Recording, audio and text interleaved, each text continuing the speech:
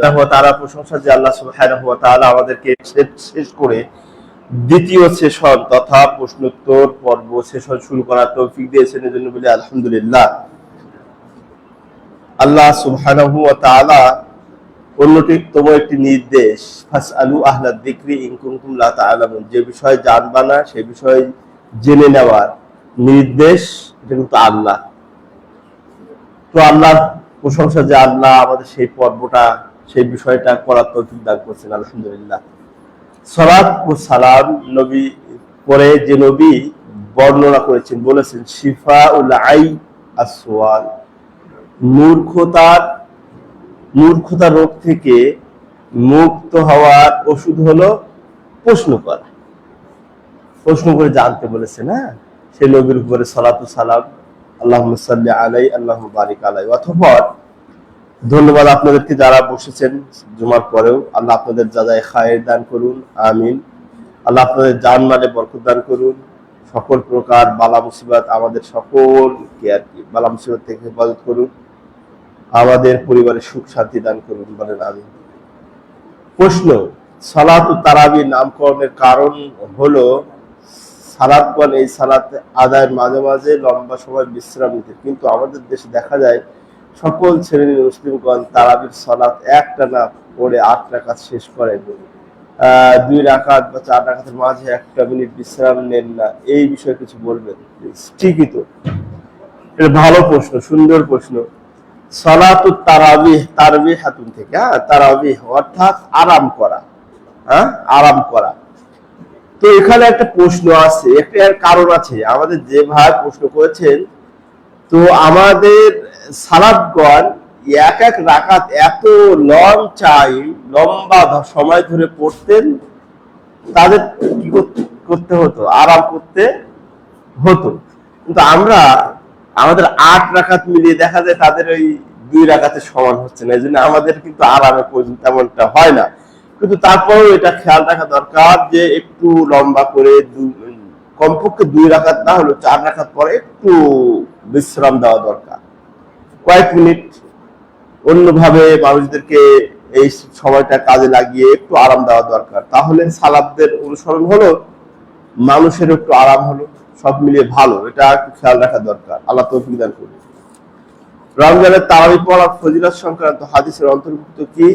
রমজানের তারাবি পড়ার ফজিলত সংক্রান্ত হাদিসের অন্তর্ভুক্ত কি ওই ব্যক্তি হতে পারবে যে ব্যক্তি কোনোদিন 4 রাকাত, কখনো 6 রাকাত, কখনো 8 রাকাত, কখনো জামাত, কখনো একাকী তারাবি আদায় করে?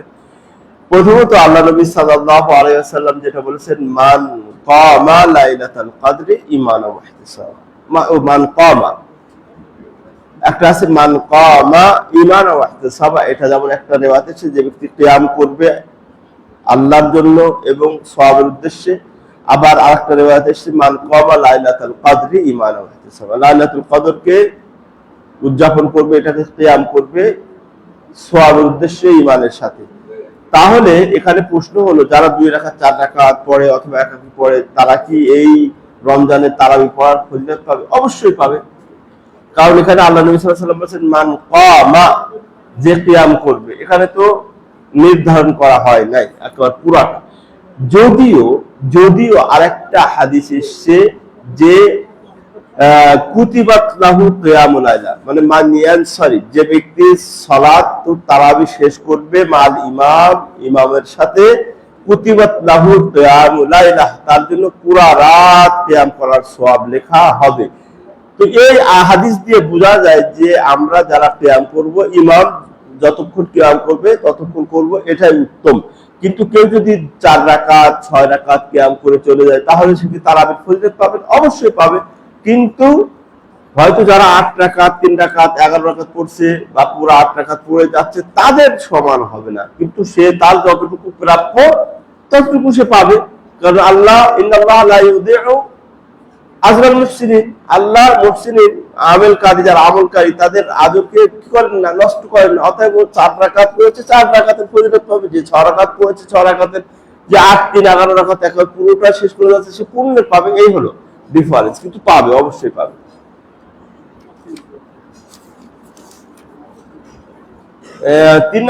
আরেকজন প্রশ্ন করেছেন, তাকবীরে তাহরিমার সর্বোচ্চ সময় কতক্ষণ? সূরা ফাতিহা পাঠ শুরু করার পূর্বে কেউ জামাতে শামিল হলে সে কি তাকবীরে তাহরিমা পেয়েছে? বলে হ্যাঁ, তাকবীরে তাহরিমা সে পেয়েছে। সূরা ফাতিহার আগে যদি কেউ আসে অবশ্যই সে তাকবীরে তাহরিমা পাবে, এটাই হলো রাজিহ। কত বছর বয়স থেকে সিয়াম ফরজ হয়?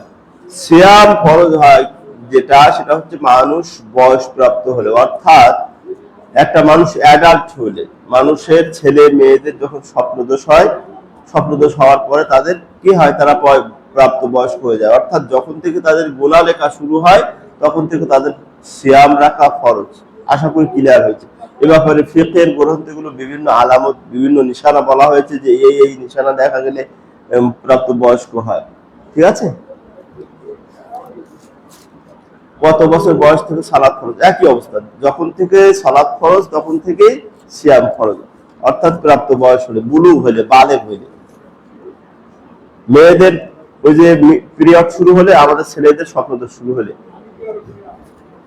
রমজান মাসে দেখা যায় অনেক খাবারের দোকান দিনের বেলায় পর্দা দিয়ে ঘিরে রোজাদারদের খাওয়া দাওয়ার ব্যবস্থা করে রাখে। প্রশ্ন হলো, ওই ব্যবসায়ী যদি হালাল খাদ্য বিক্রি করে, এই অবস্থায় তার ইনকাম কি হারাম হবে? এই যে এটা আমার আজকের এপিসোড আছে যমুনা টিভিতে, এই প্রশ্নই করেছিল। হ্যাঁ, এই প্রশ্ন ছিল। তো আমাদের প্রথমত খেয়াল রাখতে হবে যে আমরা যারা মুসলমান, এই সালাদিয়া ব্যবসা করি, রমজান মাসে হোটেলগুলো সালাদিয়া করি, মানে সালা দিয়ে ঘিরে রাখি। কত ভদ্র, কত নম্র, লোক দেখবে বেয়াদবি হবে, এই জন্য কি করে, পর্দা দিয়ে ঘিরে রাখে, ওর মধ্যে খায়। নাউজুবিল্লাহ। এই হলো ওই যে মানে জমজমের বোতলে যদি কেউ মদ খায়, তাহলে সেটা কি জমজম হবে না মদ হবে? হ্যাঁ, মদ হবে। আবার এই অবস্থা। তো ব্যাপারটা হলো, ওই ব্যক্তি যে ব্যবসায়ীকে রমজান মাসে খাইয়ে টাকা ইনকাম করছে, তারটা হালাল হবে না হারাম হবে? কঠিন প্রশ্ন না? প্রথমত আমরা যারা মুসলমান ব্যবসায়ী আছি তাদের উদ্দেশ্য বলবো যে আপনি আল্লাহর জন্য, আল্লাহর রাস্তে এই হোটেল ব্যবসাটা মাগরিব পর্যন্ত কি করেন, অফ রাখেন।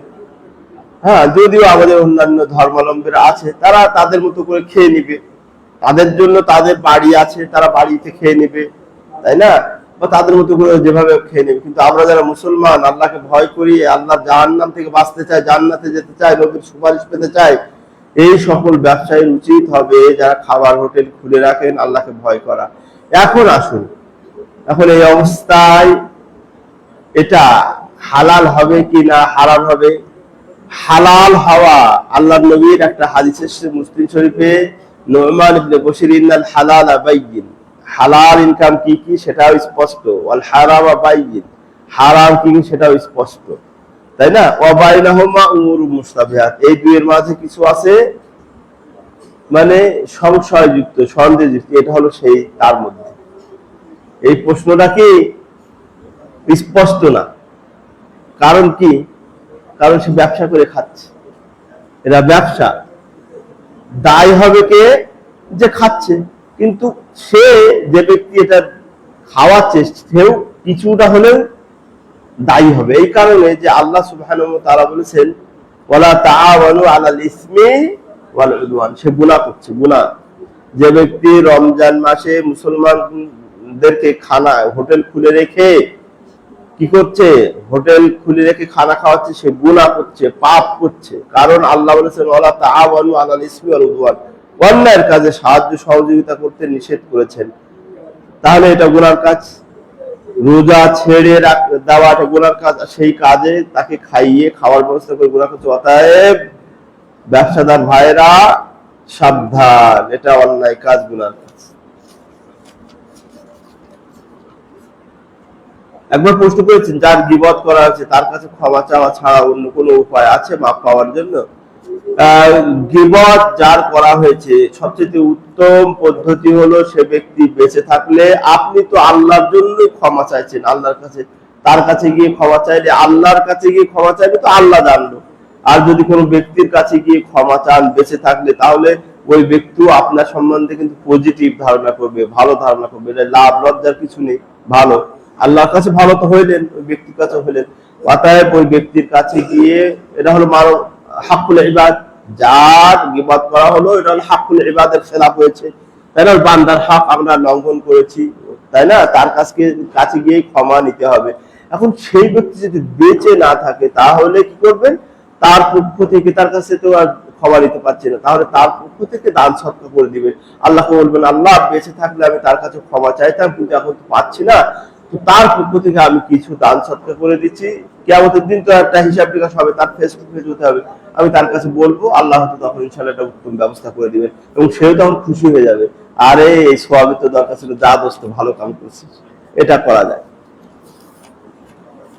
আর এক ভাই প্রশ্ন করেছেন, ইমাম যদি সালাতে কোরআন তেলাওয়াতের সময় কিছু শব্দ বাদ দিয়ে দেয়, যা কিছু শব্দ বা কিছু শব্দ যুক্ত করে ইত্যাদি ভুল করে, তাহলে কি ইমাম মুক্তাদের সালাত নষ্ট হবে? নষ্ট হবে না। ইমামের কেরাতে যদি ঘোরাই আপনি যদি বুঝতে পারেন তাহলে লুকমা দিবেন, কিন্তু ইমামের সালাতে কেরাত ভুল হওয়ার কারণে মুক্তাদির ইমামের কারো সালাত নষ্ট হবে না। এটা হলো কোরআনের সূরা ফাতিহার পরে, তাই না? সূরা ফাতিহার পরের রাতে এটা না পড়লেও নামাজ হয়ে যাবে, এটা সুন্নাত, তাই না? সূরা মিলানো সুন্নাত, সুন্নাতে সমস্যা হলে সমস্যা হয় না। অতএব লুকমা দিবেন ইনশাআল্লাহ। আর একবার প্রশ্ন করেছেন, তারাবির সালাত একাকী পড়া উত্তম নাকি জামাতে পড়া উত্তম?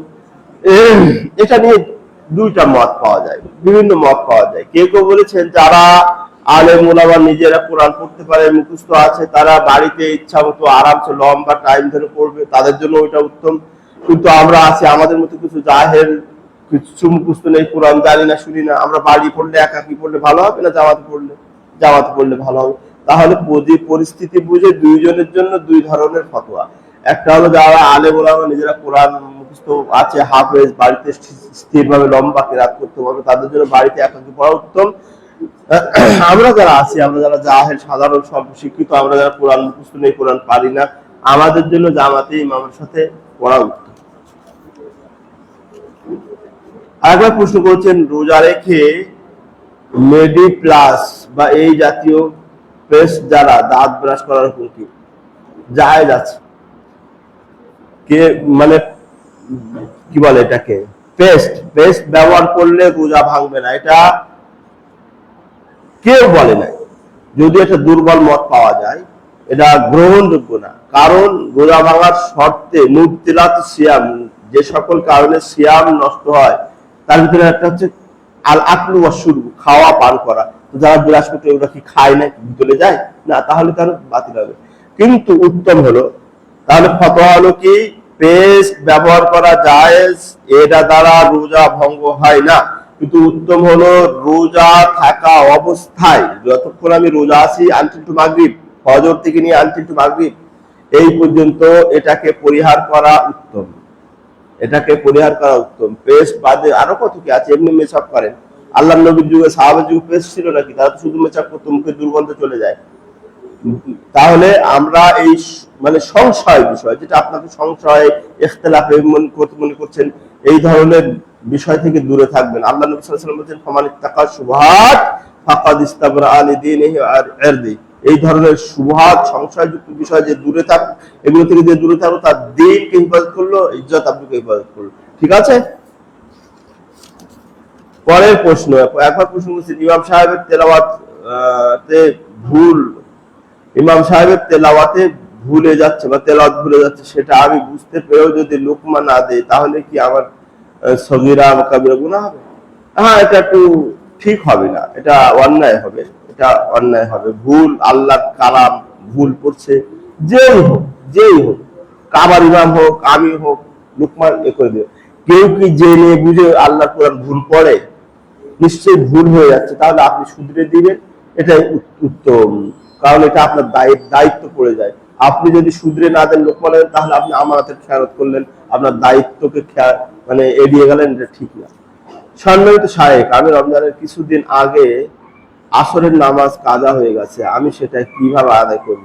রমজানের আগে হলে সেটা আদায় করা লাগবে না, সেটার জন্য তওবা ইস্তেগফার করবেন, সেটার জন্য আল্লাহর কাছে ক্ষমা প্রার্থনা করবেন। কাজা হয় রিসেন্ট কাজা, রিসেন্ট সাথে সাথে। আরেকজন প্রশ্ন করেছেন, শোনা যায় রমজান মাসে কবরবাসীরা আযাব থেকে পরিত্রাণ পায়, আবার রমজান শেষে আগের মতো আযাব শুরু হয়, এই কথা কি হাদিস দ্বারা প্রমাণিত? না, এটা হাদিস দ্বারা প্রমাণিত।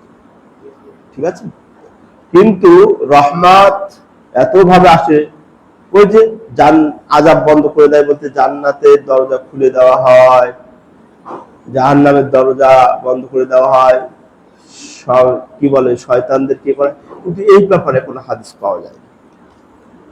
এই জন্য দোয়া করবেন, মৃত্যু ব্যক্তিদের জন্য বেশি বেশি দোয়া করবেন।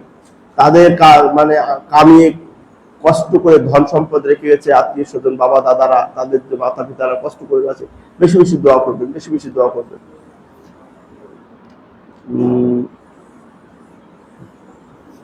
তারাবির সালাতের ক্ষেত্রে বাংলাদেশে দেখা যায় ইমামকে তার ইখতিয়ার দেওয়া হয় না, বরং কতটুকু তেলাওয়াত করা লাগবে তা নির্ধারণ করে মুসল্লিগণ। এই বিষয়ে কতটুকু শুনেছেন? না, ইমাম মানে আপনার লিডার। হ্যাঁ, তাকে আপনারা পরামর্শ দিবেন যে ইমাম সাহেব যে নামাজে একটু খেয়াল রাখেন, আল্লাহ নবী বলেছেন যে যখন তোমরা মানুষের নিয়ে নামাজ পড়বা মুসল্লিদের দিকে খেয়াল রাখবেন। আল্লাহ নবী বলেছেন যে এদের ভিতরে কেউ দুর্বল, কেউ সবল, কেউ অসুস্থ, কেউ রোগাগ্রস্ত, কেউ পেরেশানি ইত্যাদি বিভিন্ন রকম সব বিষয় রেখে আপনি তারাবিটা পড়ায়েন। এইভাবে আপনি তাকে পরামর্শ দিতে পারেন। কিন্তু আপনি আপনার লিডার ইমাম নেতাকে এতটুকু পড়বেন, এমনিতে করবেন না, তাহলে তো ঝামেলা, বেশি আলগা মাতব্বরি হয়ে গেল না? এটা ঠিক না, এটা ইসলাম সাপোর্ট করে না। হ্যাঁ, আপনি পরামর্শ দিবেন, একদিন লম্বা হয়ে গেলে বলবেন যে আর একটু খাটো করলে কেমন হয়, একটু ভদ্র যাচ্ছিত সম্মান রেখে কথা বলবেন ইনশাআল্লাহ।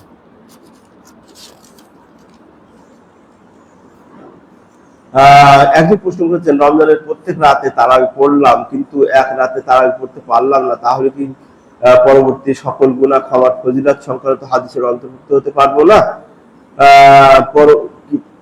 তাহলে কি পূর্ববর্তী সকল গুনাহ? অবশ্যই পারবেন, অবশ্যই পারবেন।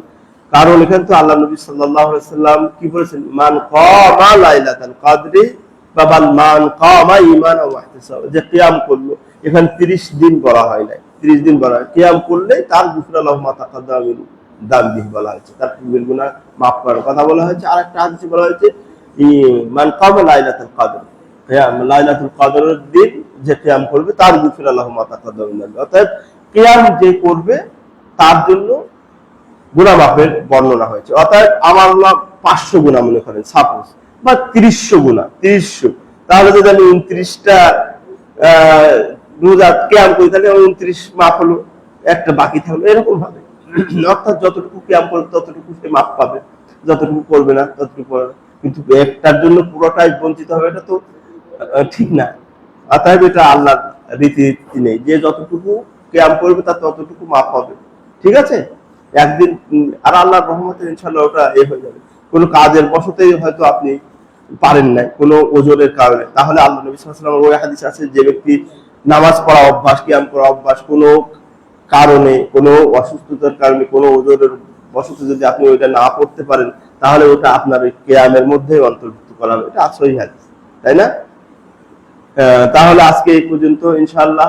আল্লাহ আপনাদের যা যা খায়ের দান করুন, আপনাদের সিয়াম কিয়ামকে কবুল ও মঞ্জুর করুন, এবং যে সিয়ামগুলো বাকি আছে সেগুলো আমাদের সুন্দরভাবে রাখার তৌফিক দান করুন। আল্লাহ আমাদের তোমার রাস্তায় বেশি বেশি ইবাদত করার তৌফিক দান করুন। আল্লাহ আমাদের আত্মীয় স্বজনদেরকে জাহান্নামের আযাব থেকে রক্ষা করো, তাদেরকে রহম করো, তাদেরকে হিফাজত করো, আমাদের হিফাজত করো। আমিন। আসসালামু আলাইকুম ওয়া রাহমাতুল্লাহ।